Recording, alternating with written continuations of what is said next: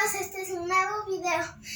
Les invito que le ayuden a su mamá a hacer lo de la casa y componer su cama, no da más puro jugar. Y este es el cuarto de mi tía y le vamos a ayudar a componer su cama porque se acaba de ir a trabajar muy temprano y cuando llegue debe de estar muy cansada. Entonces le vamos a ayudar. Vamos a quitar las almohadas todas. La vamos a poner en un espacio, en una silla. Que no quede ninguna. Listo, ya las quitamos. Ahora hay que extender la sábana.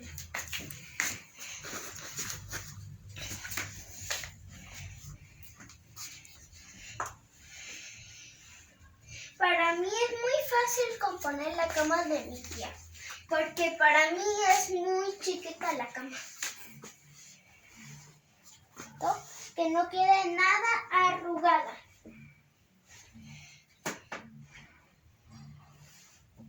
Listo. Vamos a bajar y el otro lado. Ya casi terminamos, ya casi. Y a lo último vamos a poner las almohadas. Y ahora otra vez por el otro. Aquí queda un poquito. Listo, ya terminamos. Ahora sí. Lo último que queda es poner las almohadas.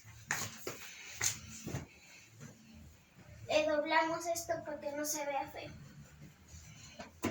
Ahora este. Esto. A la mitad.